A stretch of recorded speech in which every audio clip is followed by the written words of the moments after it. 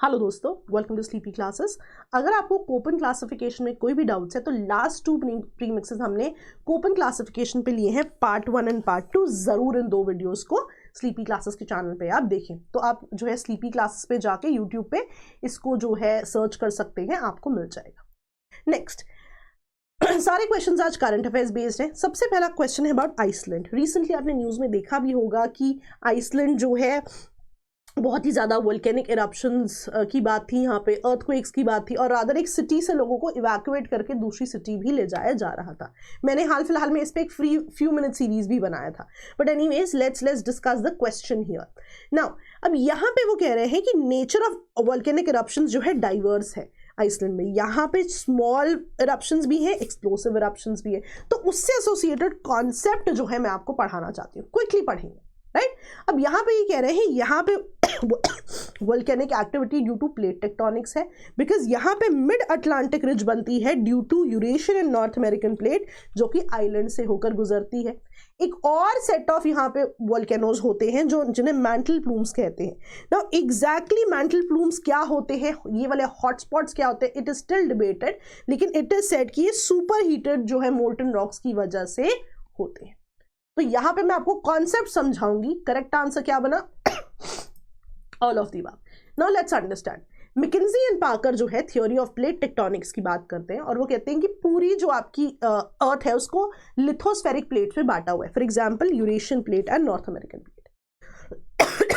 इसको देखने का एक और तरीका क्या है कि पूरी अर्थ को जो है डिफरेंट लिथोस्फेरिक प्लेट्स में डिवाइड किया हुआ है, और जो लिथोस्फेरिक प्लेट्स फ्लोट कर रही हैं एस्थेनोस्फीयर पे। अब जब फ्लोट कर रही हैं तो ऑफ कोर्स मूवमेंट होगी। तो मैकेंजी एंड पार्कर कहते हैं आइदर प्लेट्स कन्वर्ज हो सकती हैं, डाइवर्ज हो सकती हैं, और they can just slide past each other. यहाँ पे केस है डाइवर्जेंस का। यूरेशियन प्लेट डाइवर्ज हो रही है नॉर्थ अमेरिकन प्लेट से। जैसे ही डाइवर्जन होगी, मैग्मा बाहर आएगा, वोल्केनिक इरप्शन होगी। यहाँ पे जो भी आपका मैग्मा लावा इकट्ठा हो गया वो ठंडा हो जाएगा, उससे रिजेस बनेंगी, और क्योंकि यहाँ पे अटलांटिक के बीचों बीच है तो इसका नाम है मिड अटलांटिक रिज। तो समझने वाला पॉइंट ये है कि कहीं भी अगर मिड अटलांटिक रिज एग्जिस्ट कर रही है, मतलब वो क्यों बनी है? वोल्केनिक इरप्शन की वजह से बनी है। तो वो जोन हमेशा वोल्केनो से मैच करेगा। नाउ ये है हमारा आइसलैंड, which means कि अटलांटिक मिड अटलांटिक रिज जो है आइसलैंड से होकर गुजर रही है। मिड अटलांटिक रिज कहीं से होकर गुजर रही है, मतलब वो जोन हमेशा ही वोल्केनिक इरप्शन से जुड़ा रहेगा। तो ये भी एक रीजन है किसकी वजह से आइसलैंड पे हमेशा ही वोल्केनोज आते रहते हैं, और इतनी एक्टिविटी की वजह से आप देखोगे यहाँ पे छोटे छोटे अर्थक्वेक्स भी आते रहेंगे, राइट। तो ये चीजें आपको याद रखनी। नाउ दूसरा रीजन जो है यहाँ पे वो है आपका हॉटस्पॉट्स का, ठीक है। अब हॉटस्पॉट्स क्या होते हैं? देखो, इन जनरल जब आप वोल्केनो की बात करते हो तो आप देखोगे कि या तो प्लेट्स डाइवर्ज हो रही है तो मैग्मा बाहर आ रहा है, कन्वर्ज हो रही है तो कुछ और इंटरैक्शंस की वजह से मैग्मा बाहर आ रहा है। लेकिन अर्थ में ऐसे कुछ स्पॉट्स हैं, अब मैग्मा बहुत सारा है, सब जगह सेम हीटेड तो नहीं है, तो ऐसा कहा जाता है कि कुछ जोन्स में ओवर हीटेड मैग्मा है, और देखा भी गया है। पर एग्जैक्ट रीजन क्या है इस ओवर हीटेड मैग्मा का, ये नहीं पता है। तो इट इज अज्यूम कि बिकॉज ऑफ बहुत ज्यादा हीटेड मोल्टन रॉक्स या बहुत ही ज्यादा रेडियो एक्टिव डीके की वजह से होता है। अब यहाँ पे क्या होता है, जो भी आपका ओवर हीटेड मैग्मा है, ये जो है इसको ऐसे थोड़ा अच्छे से बना लेते हैं। So let's say this is your mantle, ये overheated magma का जोन है। तो ये जो है just a second, right, ये आपका मोल्टन मैग्मा है, ये आपका ओवरहीटेड जो है मैग्मा है, और ये बाहर आ जाता है क्रस्ट पे, ठीक है। अब ये जो क्रस्ट पे आ रहा है तो आप देखोगे कि इसको प्लेट बाउंड्रीज की जरूरत नहीं है। ये जो है जहां पर भी ओवरहीटेड मैग्मा है, मैंटल प्लूम है, वहीं पे ये चीज जो है बाहर आ सकती है, वहीं पे ये मैग्मा बाहर आ सकता है, वहीं पे वोल्केनिक इरप्शन हो जाती है। तो इट इज नॉट नेसेसरी कि ये प्लेट बाउंड्रीज के पास हो, राइट। रादर आइडियल कंडीशन तो यही है। इसका आइडियल एग्जाम्पल है हवाई। बट हैविंग सेड दिस, इसके कुछ एक्सेप्शंस भी हैं।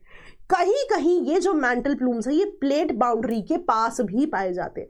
प्लेट बाउंड्री के पास पाने का मतलब ये नहीं है कि वो प्लेट बाउंड्री की वजह से इरप्शन हो रहा है, नहीं, इसका मतलब है कि उस प्लेट बाउंड्री के पास कहीं ना कहीं ओवरहीटेड मैग्मा वाला जोन है जहां से कॉन्स्टेंटली आपका मैग्मा बाहर आ रहा है, वोल्केनिक इरप्शन हो रहा है। तो यही जो चीज है ये आइसलैंड में है, इसको आइसलैंडिक हॉटस्पॉट कहते हैं। जहां जहां पे ये आपका मैंटल प्लूम वाला जोन होता है उस जोन को हॉटस्पॉट कहा जाता है। इस फिनोमेना को हॉटस्पॉट वोल्केनिज्म कहा जाता है कि यहां पे वोल्केनिक इरप्शन इसलिए हो रहा है बिकॉज ये एक हॉटस्पॉट है। तो यूजुअली ये प्लेट बाउंड्री से दूर होते हैं, लेकिन एक्सेप्शंस है आइसलैंडिक हॉटस्पॉट। तो दोनों ही रीजंस की वजह से, ए प्लेट टेक्टोनिक्स और बी मैंटल प्लूम्स की वजह से यहां पे बहुत ही ज्यादा वोल्केनिक एक्टिविटी होगी, और वोल्केनिक एक्टिविटी होगी तो ऑफ कोर्स जो है अर्थक्वेक्स आने की पॉसिबिलिटी भी रहती है। इसीलिए आप देखते हो यहां पे बहुत ही ज्यादा अर्थक्वेक्स भी आते हैं, राइट। चलिए अगले टॉपिक पे पहुंचते हैं। अब ये रिसेंटली जो है मेडिकेन्स न्यूज में थे, आपने ना न्यूज में लीबिया फ्लड्स के बारे में पढ़ा होगा, इसके बारे में भी मैंने एक फ्यू मिनट्स बनाया था। अब लीबिया फ्लड्स में जो है रिसेंटली आपने स्टॉर्म डैनियल के बारे में सुना होगा, राइट। स्टॉर्म डैनियल एक्चुअली मेडिकेन है। तो मेडिकेन से एसोसिएटेड मैं आपको पूरा फिनोमेना आज पढ़ाना चाहती हूँ। अब यहाँ मेडिकेन से एसोसिएटेड फिनोमेना देखो, ये डेवलप होते हैं जब कोल्ड एयर इंट्रूजन्स जो है टूवर्ड्स मेडिटेरेनियन सी आते हैं, राइट। यहाँ पे although lower atmosphere warms over the warm water, the upper atmosphere remains cold, thus increasing the lapse rate. यहाँ कन्वेक्शन डेवलप होती है at the centre of pre existing cold core, and eventually जो latent heat release होती है by convection वो convert करती है cyclone to warm core which is associated with tropical characteristics. मुश्किल लग रहा है, अभी पूरा समझाती हूँ, समझ में आ जाएगा। करेक्ट आंसर क्या है यहाँ पे, जिसने भी वो स्टॉर्म डैनियल वाला लीबिया फ्लड्स वाला वीडियो देखा है उनको ये क्वेश्चन आना चाहिए। यहाँ पे करेक्ट ऑप्शन है ऑल थ्री। मैं आपको पूरा कॉन्सेप्ट समझाती हूँ। देखो ये आपका मेडिटेरेनियन सी है, ठीक है। अब यहाँ पे जो है मेडिकेन्स आते हैं, ठीक है। मेडिकेन्स देखो, मेडिकेन्स अगर सिर्फ डेफिनेशन वाइज देखा जाए तो ये ट्रॉपिकल स्टॉर्म्स की तरह होते हैं जो ट्रॉपिकल जोन में नहीं आते। मेडिकेन्स पता है किस चीज से बना हुआ है, देखो Medi is used for Mediterranean, canes is used for hurricanes. आपने पढ़ा भी होगा ये कि ट्रॉपिकल साइक्लोन्स को डिफरेंट जोन्स में डिफरेंट नाम दिए हुए। तो हरिकेन्स, राइट, और मेडिटेरेनियन का मेडी, तो मेडी प्लस केन्स मेडिकेन्स। तो कहा जाता है कि ये जो है ट्रॉपिकल साइक्लोन जैसे जो है साइक्लोन्स होते हैं जो मेडिटेरेनियन सी के पास देखे जाते हैं। ये चीज सही है, लेकिन किस तरह से उनको ट्रॉपिकल साइक्लोन का कैरेक्टरिस्टिक मिलता है ये भी तो समझना जरूरी है ना, बिकॉज टेक्निकली ट्रॉपिकल साइक्लोन तो ट्रॉपिक्स में आने चाहिए, पर अगर आप मेडिटेरेनियन सी को देखोगे ये तो बियॉन्ड द ट्रॉपिक्स है, राइट। ये तो ट्रॉपिक ऑफ कैंसर के बाद आता है। तो जो मैकेनिज्म सिर्फ ट्रॉपिक्स में हो रहा है, राइट, ट्रॉपिकल साइक्लोन्स, आप कह रहे हो जी कि वो तो मेडिटेरेनियन सी में भी हो रहा है। कैसे, व्हाट इज हैपनिंग एग्जैक्टली? तो मैं आपको बता दूं कि शुरुआत एग्जैक्टली ट्रॉपिकल साइक्लोन वाले मैकेनिज्म से नहीं होती है, लेकिन ये टर्न कर जाता है ट्रॉपिकल साइक्लोन्स वाले मैकेनिज्म में, राइट। नाउ हाउ, अब बेसिक सबसे पहले तो यहां पे ये समझो कि ट्रॉपिकल साइक्लोन्स में क्या होता है, ठीक है। अब ध्यान देना, ट्रॉपिकल साइक्लोन में सबसे बड़ी चीज क्या है कि ये वाटर बॉडीज पे बनते हैं। तो यहाँ पे क्या होता है कि वार्म वाटर होना जरूरी है, जो कि आपको ट्रॉपिक्स में मिलता है, क्योंकि वार्म वाटर से यहाँ पूरा मैकेनिज्म होता है। इसीलिए वार्म वाटर यानी कि वो टेम्परेचर जो ट्रॉपिक्स में मिल रहा है, तभी जब ये पूरा मैकेनिज्म बनता है तो इसको वार्म कोर मैकेनिज्म भी कहा जाता है। क्यों? बिकॉज ये warm is referring to the warmer water in the tropics. अब होगा क्या, राइट, कन्वेक्शन होती है, हीट ऊपर जाती है ना, बादल बनते हैं, है ना, और बारिशें होती है, राइट। पर यहां पे आप ये चीजें समझो कि वार्म का मतलब है लो प्रेशर। जैसे जैसे आप ऊपर गए हो बादल बने हैं, मतलब ऊपर बेसिकली जैसे जैसे आप ऊपर जा रहे हो कन्वेक्शन हो रही है, नॉर्मल लैप्स रेट भी लग रहा है। तो बाय द टाइम आपकी हीट ऊपर जब बाय द टाइम आपकी एयर ऊपर जा रही है कोल्ड हो जाएगी, क्योंकि नॉर्मल लैप्स रेट लग रहा है, ऊपर जाते जाते टेम्परेचर तो घट रहा है। तो टेम्परेचर घटने का मतलब है हाई प्रेशर। तो हवा आप देखोगे कॉन्स्टेंटली हाई टू लो आएगी, फिर लो से ऊपर जाएगी, तो ये पूरा साइकिल चलता रहेगा, राइट। ये चीज इंटेंसिफाई कब होती है? ये चीज इंटेंसिफाई कब होती है? जितनी ज्यादा लेटेंट हीट ऑफ कंडेंसेशन बनेगी उतना ही ज्यादा साइक्लोन ट्रॉपिकल साइक्लोन जो है इंटेंसिफाई होता रहता है। अब ये लेटेंट हीट ऑफ कंडेंसेशन कैसे बन रही है, अब ध्यान दो। बादल कैसे बनते हैं, जब आपका वार्म वाटर जो है, जब आपका वार्म वाटर जो है, या लेट्स से जब आप पानी लेते हो, आप नॉर्मल पानी लो, जब आप पानी को हीट करते हो, जब आप पानी को हीट करते हो वो वेपर बन जाता है, राइट। वेपर से जब आप ये हीट वापस ले लोगे, वेपर से जब आप ये हीट वापस ले लोगे तो ये वापस बूंदें बन जाएंगी जो कि क्लाउड्स बन जाएंगी, है ना। तो ये चीज समझनी जरूरी है कि पानी को हीट दिया, वेपर बना, वेपर से वो हीट वापस ले ली, वो वापस बूंद बन जाता है, बड़े बड़े बादल बन जाते हैं और जो है आपका बारिश हो जाती। लेकिन ये लॉस ऑफ हीट कैसे हो रहा है, now you have to understand. यहां पे नॉर्मल लैप्स रेट एक्ट कर रहा है कि जैसे जैसे आप ऊपर जाओगे टेम्परेचर घटेगा, जो हीट मिली थी, टेम्परेचर घटने का क्या मतलब है, लॉस ऑफ हीट, राइट। तो लॉस ऑफ हीट होगी, वापस आपकी रेनफॉल जो है हो जाएगी। तो जितना ज्यादा आपका जो है नॉर्मल लैप्स रेट होगा, उतना लॉस ऑफ हीट होगा, उतना ही बादल बनते जाएंगे। नाउ यहां पे क्या होगा, जब आपका वेपर वापस बूंद बनता है, जब आपका वेपर वापस बूंद बनता है उसे कॉन्डेंसेशन कहते हैं, कॉन्डेंसेशन, राइट। और जब पानी से वेपर बना था उसको इवेपोरेशन कहते हैं। नाउ व्हाट हैपेंस इज, यहां पे देखो, लिक्विड, पानी से वेपर बना, लिक्विड से गैस बना, गैस से वापस लिक्विड बना, एक स्टेट ऑफ मैटर दूसरे स्टेट ऑफ मैटर में कन्वर्ट हो गया। तो जब भी एक स्टेट ऑफ मैटर दूसरे स्टेट ऑफ मैटर से कन्वर्ट होगा, उसके साथ उससे एसोसिएटेड जो हीट होती है उसको लेटेंट हीट कहते हैं। तो जब इवेपोरेशन हुआ और लिक्विड गैस बना, पानी वेपर बना, तो उसे लेटेंट हीट ऑफ इवेपोरेशन कह दिया। जब वापस आपका वेपर से बूंद बन के बारिशें हुई, उसको लेटेंट हीट ऑफ कंडेंसेशन कहते हैं। अभी पूरा प्रोसेस जो है बहुत इंटेंसिफाई होता जाएगा जब तक उसे लेटेंट हीट ऑफ कंडेंसेशन मिलती रहेगी। That is your tropical cyclone, right. अभी लेटेंट हीट ऑफ कंडेंसेशन कब तक मिलती रहेगी, जब तक इवेपोरेशन होगी, बादल बनेंगे, बारिशें होंगी। तो ये कब तक होता रहेगा, जब तक वाटर की अवेलेबिलिटी है। तभी आप देखते हो ट्रॉपिकल साइक्लोन जब तक वाटर पे होते हैं इंटेंसिफाई हो जाएंगे, जैसे ही लैंड पे आएंगे बंद हो जाते हैं। तो होता क्या है कि यहाँ पे जो आपकी लेटेंट हीट ऑफ कंडेंसेशन इकट्ठी होती रहती है, ये यहाँ पे है ना बिल्कुल जो है चुपचाप डिसेंड होती रहती। So the point that I am trying to make here is कि लेटेंट हीट जो है बहुत ही ज्यादा इंपॉर्टेंट हो जाती है ट्रॉपिकल साइक्लोन के लिए। तो डू यू रियलाइज कि यहाँ पे क्या क्या हो रहा है। सबसे पहली चीज वार्म कोर बहुत इंपॉर्टेंट है, बिकॉज अगर वार्मर वाटर नहीं होगा तो आपका जो है कन्वेक्शन नहीं होगी, बादल बन के बारिशें नहीं होंगी। और इस पूरे प्रोसेस को चलाने के लिए लेटेंट हीट ऑफ कंडेंसेशन भी इंपॉर्टेंट है। अब अगर मैं आपको ये पूरा का पूरा प्रोसेस मेडिटेरेनियन सी का बताऊं, तो ये सबसे पहली बात, ये एक एक्सेप्शनल सिचुएशन है जो तब शुरू होती है जब मेडिटेरेनियन सी पे कोल्ड एयर आनी शुरू होती है, राइट। अब आप कहोगे अरे ये तो कोल्ड एयर आ गई, पूरा प्रोसेस कैसे हो रहा है। अब ध्यान से सुनो, जब कोल्ड एयर आ रही है तो ये ट्रॉपिकल साइक्लोन जैसे कैरेक्टरिस्टिक्स नहीं है इसके पास। जब कोल्ड एयर आएगी तो क्या होगा, देखो नीचे, राइट, नीचे तो अभी आपका जोन वार्म है, पर कोल्ड एयर आने की वजह से अपर एयर आपकी कोल्डर है। तो सिनारियो क्या बन जाता है, पानी के ऊपर मेडिटेरेनियन सी पे नीचे वार्म एयर है, पर क्योंकि कोल्ड एयर आ रही थी ऊपर वाले जोन्स में कोल्ड एयर है, राइट। अब जैसे ही ऊपर वाले जोन्स में कोल्ड एयर है तो आपका लैप्स रेट इंक्रीज हो जाएगा। लैप्स रेट इंक्रीज होने का क्या मतलब है, नॉर्मल लैप्स रेट में क्या होता है कि हर कुछ किलोमीटर के बाद आपका टेम्परेचर, हर कुछ मीटर के बाद आपका टेम्परेचर जो है घट जाता है, राइट।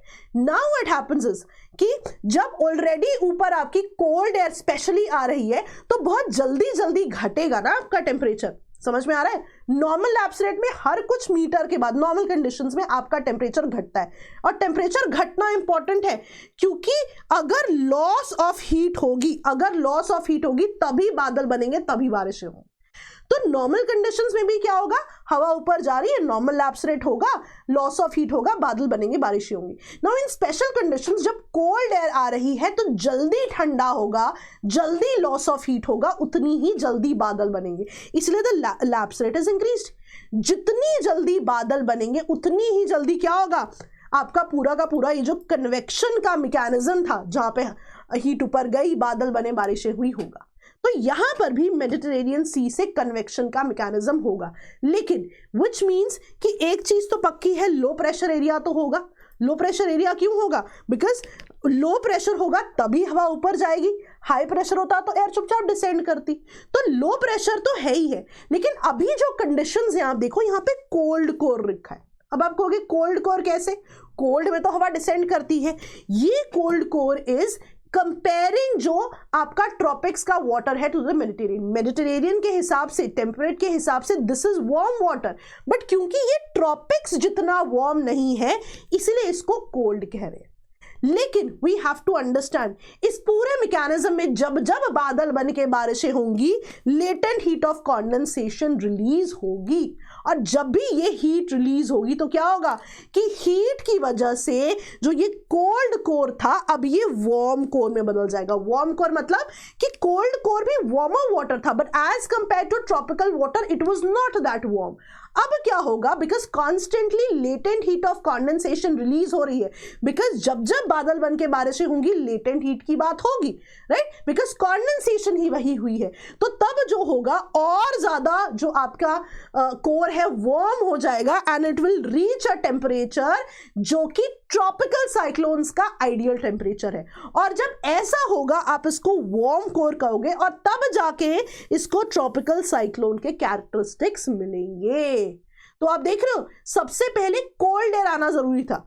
ट्रॉपिकल साइक्लोन्स के लिए इंपॉर्टेंट नहीं है, ट्रॉपिकल साइक्लोन्स में तो स्टैंडर्ड आपका वार्म वाटर, कन्वेक्शन हुई, बादल बने, बारिश हुई। Intensification is a problem because वो तब होती है जब लेटेंट हीट ऑफ कंडेंसेशन होगी। अब यहां पे सब कुछ सेम है, बट क्या हुआ, कोल्ड एयर जब आई तो कोल्ड एयर होने की वजह से जल्दी जल्दी टेम्परेचर घटा और जिसकी वजह से जल्दी जल्दी रेनफॉल हुई। लो प्रेशर सिस्टम यहां भी था लेकिन कोल्ड कोर था। अभी कोल्ड क्यों, because as compared to tropical zone वो कोल्ड है। पर जैसे जैसे रेनफॉल होगी, कंडेंसेशन होगी, लेटेंट हीट से और ये जोन वार्म हो जाएगा, और जब ये उतना वार्म हो जाएगा जितना ट्रॉपिकल साइक्लोन से एसोसिएटेड वार्मथ होती है, तब ये ट्रॉपिकल साइक्लोन के कैरेक्टरिस्टिक्स लेगा।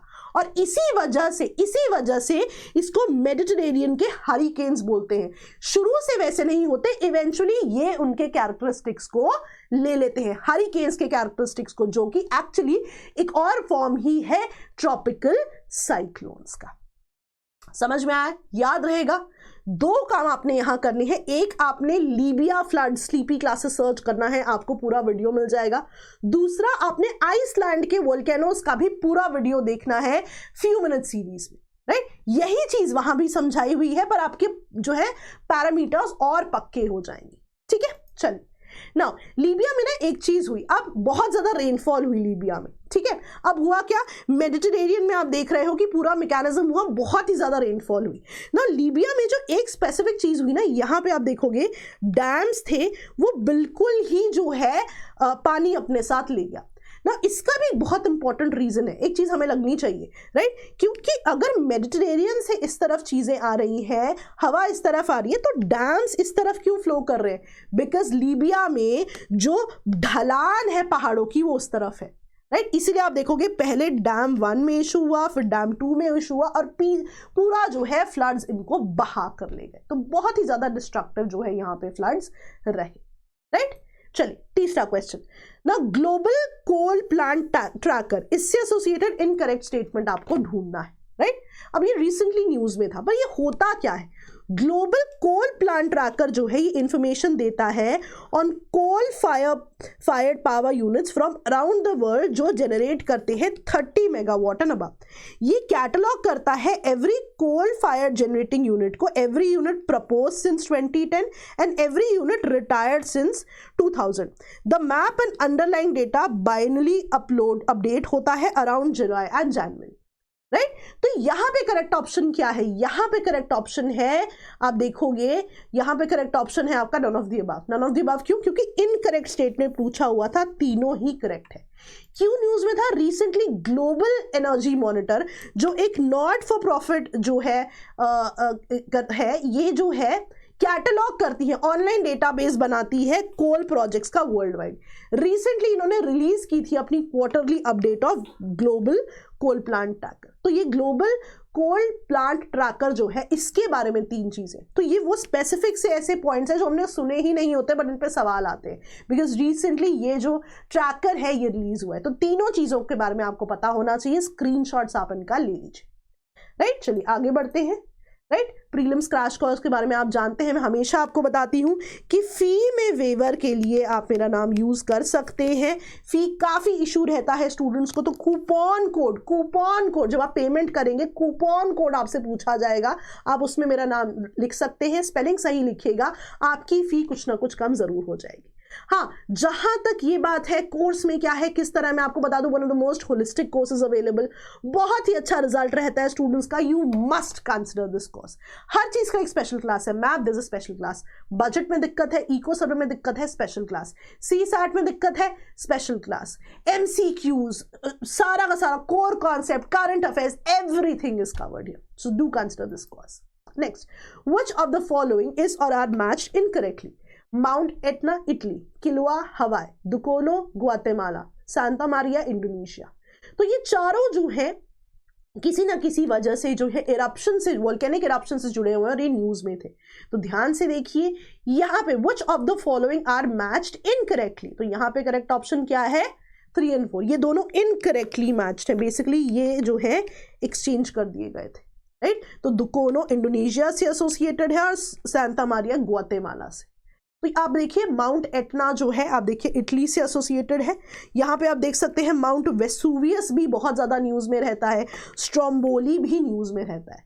जिनको नहीं पता इटली कहाँ है दुनिया में, ये आपका जो है वर्ल्ड में इटली का रेफरेंस है। और यहाँ पे 3 चीज़ें इंपॉर्टेंट है, एटना, वेसुवियस एंड स्ट्रोम्बोली। अगले पे आते हैं, राइट। अब हवाईयन रीजन है ना, आप देख सकते हैं पैसिफिक ओशन में जो है ये हवाईयन आइलैंड्स हैं, यहाँ पे किलुआ वोल्केनो जो है आपका एग्जिस्ट कर रहा है। नेक्स्ट देखिए दुकोनो इंडोनेशिया में, तो सबसे पहले आप देखिए दुनिया में इंडोनेशिया कहाँ आता है, यहाँ पे आप देख सकते हैं Dukono Indonesia, very very important. Mount Soputan जो है ये भी बहुत ही ज्यादा न्यूज में रहता है, ये भी आप लिख लीजिए। Anak Krakatau volcano again very very important volcano. Mount Merapi very important again. तो जो भी इंपॉर्टेंट वोल्केनोज है मैं आपको बता रही हूँ उन्हें आप लिख लीजिए। यहाँ पे पिनाटुबो जो है वोल्केनिक जो है जोन भी बहुत ही ज़्यादा इंपॉर्टेंट हो जाता है, ठीक है। अगेन वन मोर जो है माउंट सेमीरो, अगेन ये भी इंपॉर्टेंट है, तो मार्क कर लीजिए पिनाटुबो, दुकोनो, सोपुटान, सेमीरो, क्राकटाउ, मेरापी। हाँ, जो न्यूज़ में थे वो मैंने क्वेश्चंस में आपको दे दिए, तो आप इनका ज़रूर जो है स्क्रीनशॉट ले लें, है ना। आप देख सकते हैं यहाँ पर भी आप स्क्रीनशॉट ले सकते हैं और यहाँ पर भी आप स्क्रीनशॉट ले लीजिए, राइट। तो इनके स्क्रीनशॉट जरूर लीजिए, आपको क्विक रिवीजन में जो है जरूर काम आएंगे, राइट। लास्ट आप देख सकते हैं यहाँ पे सांता मारिया ग्वाटेमाला, यहाँ पे आप देख सकते हैं मेक्सिको के पास ग्वाटेमाला, सांता मारिया। तो ये आपने जो है याद रखने। नेक्स्ट आ जाते हैं last question, river Luka has been news recently, it is associated with Odisha, Meghalaya, Karnataka, Japan. तो यहाँ पे करेक्ट आंसर है Meghalaya. Now this becomes important because इस बार रैट होल माइनिंग बहुत ज्यादा न्यूज में रहा है। रैट होल माइनिंग में क्या होता है, तो मेघालय में ना एक स्पेसिफिक तरह की माइनिंग होती है रैट होल माइनिंग। तो मेघालय की ना सीम जो है बहुत ही ज्यादा पतली है, तो बड़े बड़े मैकेनिज्म्स या बड़े बड़े सेटअप्स नहीं बनाए जा पाते वहां पे आप देखोगे शाफ्ट जैसी चीजें बनाई जाती हैं, शाफ्ट या टनल्स जैसी चीजें, पतली पतली टनल्स होती हैं जहां पे लोग बाकायदा खुद घुस के कोल लेकर आते हैं। बहुत ही पतली टनल्स होती है, कई बार तो बच्चों को भी यहाँ पे भेजा जाता है, राइट। तो बहुत ही ज्यादा जो है एनजीटी ने भी इसके अगेंस्ट जो है हमेशा स्टैंड लिया है, रिसेंटली न्यूज में भी बहुत ज्यादा रही थी। अब इन दोनों में एसोसिएशन क्या है, मेघालय की जो लूका रिवर है 2021 से बहुत न्यूज में रही है बिकॉज तब इसका एक प्रोजेक्ट निकाला जा रहा था डिटॉक्सिफिकेशन के लिए। तो आप देखोगे न्यूज में रहता है कि जो ये लूका रिवर है ये बिकॉज ऑफ कोल माइनिंग जो है यहाँ पे बहुत ही ज्यादा टॉक्सिक केमिकल्स जो है, राइट, इस रिवर में जो है जा चुके थे। तो बहुत ही ज्यादा ये न्यूज में थी कि this was one of the examples कि किस तरह से कोल माइनिंग जो है रिवर्स को पल्यूट कर रही है। तो यहाँ पे प्री के लिए तो चलिए इंपॉर्टेंट है ही है, मेंस में यदि क्वेश्चन आ जाए रैट होल माइनिंग के इंपैक्ट्स पे आए, राइट दिस क्वेश्चन। हमारे पास एग्जांपल ही नहीं होते जब हम कहते हैं कि कोल माइनिंग का एनवायरमेंट पे इंपैक्ट है, वाटर बॉडी पे इंपैक्ट है। अब आपके पास एग्जाम्पल है, रिवर के बारे में लिख के आइए। मान लीजिए आपको स्टैंडर्ड कोल माइनिंग पे क्वेश्चन आ जाए तो rat hole mining can be one of the examples जहां पे ऐसा कुछ हुआ है। तो ये चीजें बहुत इंपॉर्टेंट है कि सही प्रीलिम्स बेस्ड चीजों को भी आप मेंस में एज एग्जांपल जो है कोट करके आ सकते, राइट। मान लीजिए कल को आपसे पूछा जाए कि रिन्यूएबल्स की तरफ हम मूव कर रहे हैं, राइट, तो नॉन रिन्यूएबल्स के इश्यूज क्या है, तो आप बता सकते हैं कि जहां भी हम कोल माइनिंग कर रहे हैं, राइट, लेट्स से ये कोल मान लीजिए इलेक्ट्रिसिटी जनरेशन के लिए बाद में यूज हुआ, पर लेकिन जो यहाँ कोल माइनिंग हो रही है उससे जो टॉक्सिक चीजें हैं वो रिवर को, एनवायरमेंट को इंपैक्ट कर रही है, राइट। तो आप EIA का भी यहां पे रेफरेंस दे सकते हो। मान लीजिए एनवायरमेंट में क्वेश्चन आ गया कोई कि EIA और स्ट्रेंथन क्यों होने चाहिए, ताकि ऐसी चीजें ना हो। तो आपको ये चीजें सोचनी पड़ेंगी। आप जो है लेक्चर्स फॉलो कीजिए, प्रीमिक्सेस फॉलो कीजिए, कुछ मैं बताती जाऊंगी, कुछ जो है आप इवेंचुअली सीखते जाएंगे, ठीक है जी।